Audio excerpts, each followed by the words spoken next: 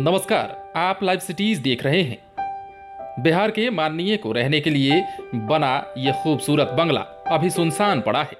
माननीय के आने का इंतजार कर रहा है। हालांकि इसमें रहने के लिए इसे उनके नाम पर अलॉट भी कर दिया जा चुका है और कुछ दिन बाद ये लोगों के चहल पहल से गुलजार भी हो जाएगा। लेकिन इस बंगले की कहानी बड़ा दिलचस्प है। इस बंगले की दिलचस्प कहानी जानने के लिए थोड़ा इंतजार कीजिए। मंत्रियों को मिलने वाले बंगलों में यह बंगला सबसे खूबसूरत है। यह है पटना का सबसे सुरक्षित देश रत्न मार्ग और यहीं पर खड़ा है बंगला नंबर 5। मुख्यमंत्री आवास के पास बने इस बंगले में आखिर ऐसा क्या है जिसकी चर्चा एक बार फिर से होने लगी है, क्योंकि इस बार यह बंगला मिला है उप मुख्यमंत्री तारकिशोर प्रसाद को। कहा जाता है कि इस बंगले में आज तक जो भी रहा, सियासत में उसे परेशानी ही झेलनी पड़ी। इसमें जो भी रहा वो अपनी कुर्सी ज्यादा दिन नहीं बचा सका। वो हमेशा बेचैन रहा और बाहर जाना पड़ा।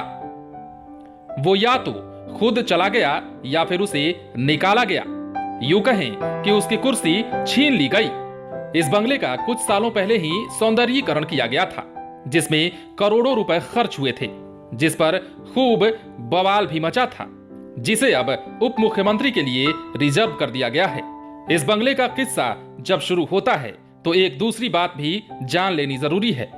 मंत्रियों के लिए जो भी आवास बने हैं उनमें शायद इससे खूबसूरत आवास कोई और नहीं है। महंगे टाइल्स के साथ साथ अच्छे लुक दिए गए हैं। तेजस्वी यादव जब डिप्टी सीएम बने थे तब इस बंगले को आधुनिक बनाया गया था। एक जमाने में उस समय के शिक्षा मंत्री इस बंगले में रहा करते थे। उनका नाम था वृषण पटेल। तब नीतीश कुमार मुख्यमंत्री हुआ करते थे। इसके बाद जब जीतन राम मांझी सीएम बने तब भी वो उसी बंगले में रहा करते थे। लेकिन जब जीतन राम मांझी की कुर्सी गई तो वृषण पटेल भी मांझी के साथ चले गए। कुछ दिन मांझी के साथ रहने के बाद वृषण पटेल आरजेडी में चले गए। लेकिन उसके बाद उनका एक तरह से राजनीतिक कैरियर हाशिए पर चला गया। राजद में रहते हुए उन्होंने ना तो कहीं से चुनाव लड़ा और न ही पार्टी में कोई महत्वपूर्ण पद मिल पाई। और कारण है कि अब भी वो अपनी राजनीतिक भूमि को तलाश रहे हैं। मतलब बंगले में क्या गए, उन्होंने अपनी सियासी घर ही खो दिया। वृषण पटेल के बाद इस बंगले में बतौर डिप्टी सीएम के रूप में तेजस्वी यादव रहने आए। उस समय वो भवन निर्माण मंत्री भी थे। उन्होंने बड़े ही जतन से इस बंगले का सौंदर्यीकरण कराया। इसमें एसी फर्नीचर से लेकर हर चीज महंगे महंगे लगवाए। उन्होंने इस बंगले के चारों तरफ फुलवारी और पानी के हौज बनवाए। इसके कंपाउंड को खूबसूरत बनाया गया।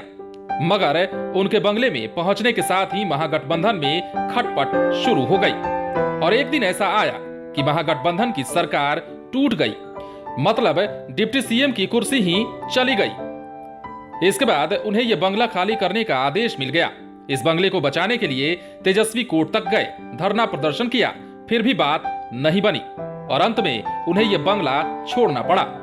तेजस्वी यादव ने जब इस बंगले को खाली किया तो सरकार ने इसे तब के नए डिप्टी सीएम सुशील कुमार मोदी को आवंटित कर दिया। सुशील मोदी भी बड़े शुभ मुहूर्त में इस बंगले में रहने आए, लेकिन उनके लिए भी यह बंगला अशुभ ही रहा। मोदी भी इस बंगले में 5 साल तक नहीं रह पाए। इस बार उन्हें डिप्टी सीएम नहीं बनाया गया, जिस कारण उन्हें यह बंगला खाली करना पड़ा। नई एनडीए की सरकार बनने के बाद एक बार फिर नए डिप्टी सीएम तारकिशोर प्रसाद को यह बंगला आवंटित किया गया है। बहरहाल अब देखने वाली बात यह है कि क्या तारकिशोर प्रसाद इस तिलिस्म को तोड़ पाते हैं अथवा नहीं। वो कितने दिन इस कुर्सी पर रह पाते हैं, ये भी विचार करने वाली बात है, क्योंकि इस बंगले की कहानी तो कुछ यही बताती है। आप बने रहें लाइव सिटीज के साथ। अगर आपने इस चैनल को सब्सक्राइब नहीं किया है तो सब्सक्राइब कर लीजिए ताकि हम आपको खबरों से अपडेट रख सकें।